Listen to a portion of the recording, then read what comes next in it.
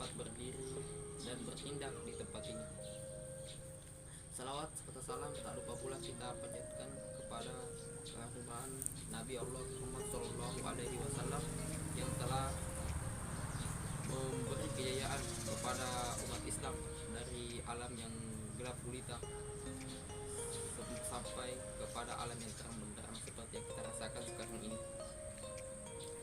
Sebelumnya, maksud saya berdiri di sini adalah untuk mempresentasikan sebuah tugas kuliah statistika yang berbentuk video yang diamanahkan kepada kami mahasiswa STIM Mujahidin Toli-Toli untuk dilaksanakan. Sebelumnya saya berterima kasih kepada Bapak Mirsa yang telah memberikan tugas itu kepada kami, karena dengan tugas inilah sehingga kami bisa artinya menambah wawasan kepada mahasiswa STIM Mujahidin Toli-Toli, khususnya kepada kita sekalian. Dan tak lupa pula saya ucapkan terima kasih kepada teman-teman yang telah berpartisipasi dalam proses pembuatan video ini dan penyelesaian tugas ini. Seperti yang kita ketahui bahwa Indonesia merupakan suatu negara yang kaya akan sektor pertanian, atau bisa dikatakan dengan sebagai negara agraris, yaitu negara yang kaya akan bidang-bidang pertanian. Oleh karena itu, seperti yang kita ketahui, dengan adanya kekayaan terutama di bidang pertanian, maka secara otomatis pemerintah ingin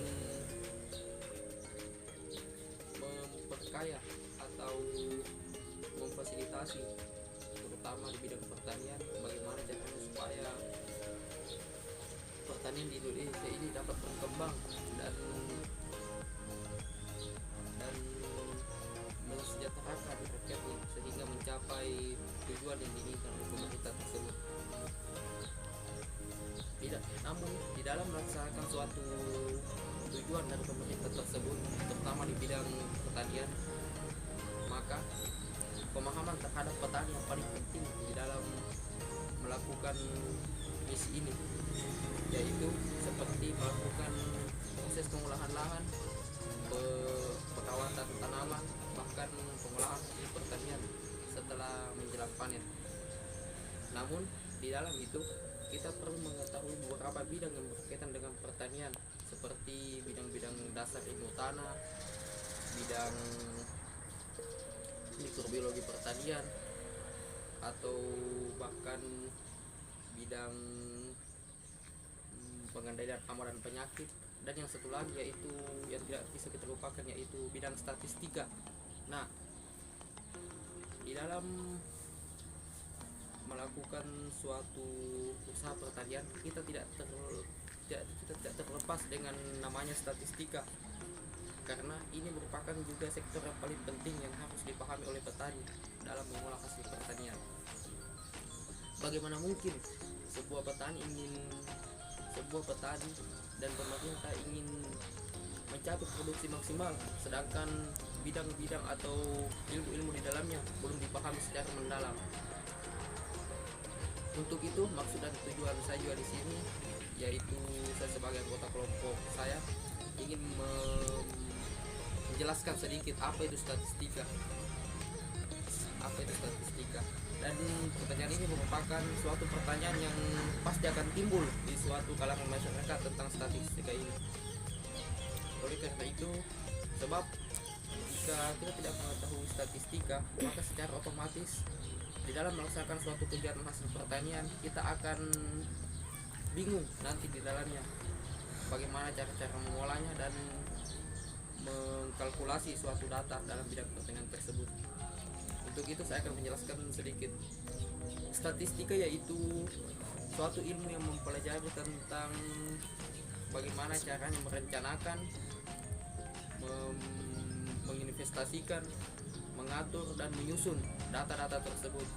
Nah, berarti dari pengertian statistika ini dapat kita simpulkan bahwa statistika yaitu ilmu yang mempelajari tentang suatu data, terutama yang dimaksud di sini adalah data-data pertanian, yaitu hasil pertanian. Nah, jika kita memahami pengertian tersebut, maka kadang timbul suatu pertanyaan yang terlintas di pikiran kita di kalangan masyarakat. Apa perbedaan statistika dan statistik? Nah, apakah dua kata ini berbeda atau sama? Jawabannya tidak. Karena statistika merupakan ilmu yang mempelajari tentang cara-cara mengumpulkan atau menganalisis dan mengumpulkan suatu data, sedangkan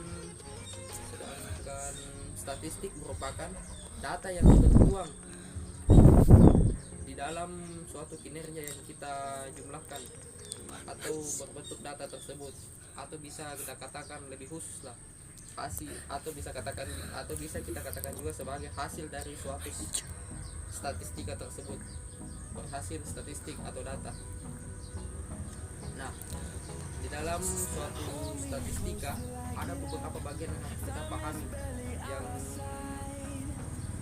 salah satunya yaitu MEAN.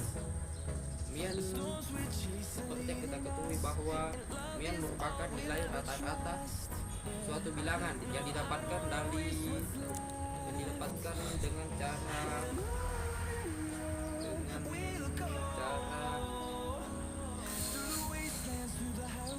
menjumlahkan suatu data dibahagi dengan jumlah banyaknya data sehingga menghasilkan MEAN tersebut. Yang kedua yaitu modus atau biasa kita kenal dengan nilai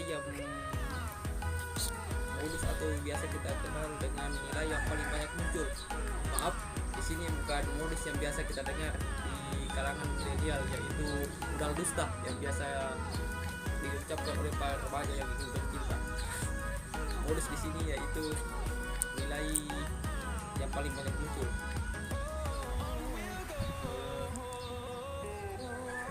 Modus ini bisa kita dapatkan dengan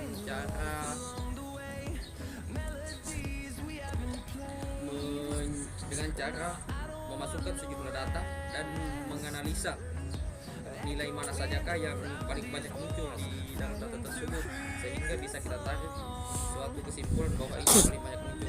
Yang ketiga yaitu median atau nilai tengah. Nilai tengah yaitu salah satunya bisa kita dapatkan dengan cara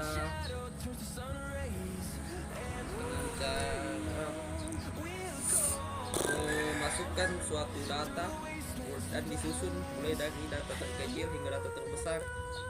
Kemudian setelah kita susun mulai dari data terkecil sampai data terbesar, kita lihat mana nilai-nilai yang berada di tengah. Nah, itu yang dikatakan median. Yang keempat yaitu kuartil, dan yang kelima simpangan, bisa jadi simpangan baku dan seragam. Nah, mungkin saya kira itu saja penjelasan dari saya tentang apa itu statistika, dan penjelasan selanjutnya akan dijelaskan oleh teman saya yang bernama Aulia. Sekian dan terima kasih. Kenapa kita butuh statistika? Karena di sekitar kita ada begitu banyak data kuantitatif dalam bentuk angka, dan tentu saja kita tidak dapat mengelakkan diri dari data tersebut, dan seringkali kita perlu menggunakan data tersebut atau menyajikannya baik dari diri sendiri maupun orang lain. Tidak jarang juga kita mengambil keputusan berdasarkan data tersebut. Misalnya, ketika kita akan memilih sebuah kelas yang diajar dosen A, kita perlu tahu medan perang dengan paling tidak bertanya pada orang yang pernah diajar dosen A, atau kita bisa melihat track record dosen A tersebut dalam memberi nilai. Apakah dia termasuk dosen pelit atau murah hati? Caranya, tentu saja kita melihat daftar nilai yang dikeluarkan dosen tersebut dan membandingkan presentase baik secara induktif atau empiris mahasiswa yang memperoleh nilai A, B, C, D, dan E. Perbandingan nilai akan kita jadikan dasar keputusan untuk mengambil kelas tersebut atau tidak. Bagi mahasiswa yang mencari tantangan atau cari gara-gara, tentu saja akan mengambil kelas presentasi A dan B, jauh lebih kecil dari C. Intinya, statistika itu penting dalam analisis atau pengambilan keputusan data kehidupan sehari-hari. Baiklah, saya akan menjawab pertanyaan soal nomor 3. Gimana jadinya dunia ini tanpa statistika? Ya, perlu kita ketahui dulu statistika yaitu kumpulan suatu data dengan menarik sebuah kesimpulan dari data-data yang kita kumpulkan, yang kita analisis. Maka itu jika tanpa statistika kita tidak bisa menarik sebuah kesimpulan, karena dalam menarik sebuah kesimpulan kita harus meneliti dulu dan mengumpulkan data-data yang ada. Ya, kita ambil contoh dalam pembuatan obat. Misalkan obat yang kita buat tidak memiliki takaran, tidak diteliti dulu semua bahan-bahan apa yang ada, maka terjadi obat yang kita ciptakan ini akan rancu dan bisa saja dapat menimbulkan kematian yang lebih tinggi, apalagi bagi ibu maupun anak. Sekian dan terima kasih. Yang penting karena saat ini kita hidup di era informasi dan banyak dari informasi ini ditentukan secara matematis dengan bantuan statistik. Ini berarti bahwa informasi dan konsep statistik yang benar sangat diperlukan oleh manusia.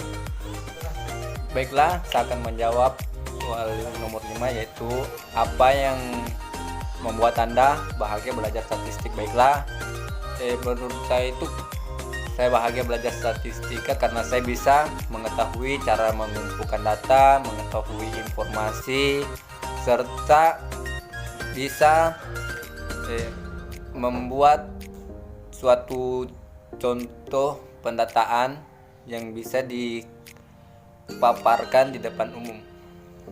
6. Apa manfaat statistik di ilmu pengetahuan? Mungkin ada beberapa manfaat, contohnya itu seperti mendapatkan gambaran mengenai suatu fenomena tertentu dengan lebih sederhana melalui ukuran-ukuran statistik. Contohnya itu seperti suatu data dari suatu sekolah begitu.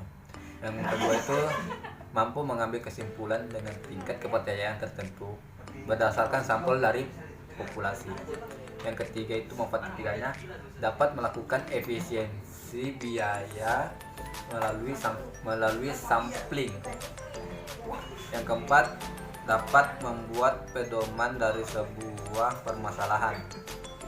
Nomor 7, apa manfaat statistik bagi kehidupan sehari-hari? Ada beberapa manfaat juga, yaitu tentu seperti dapat kita mengetahui peluang suatu kejadian, mengetahui median dan modus.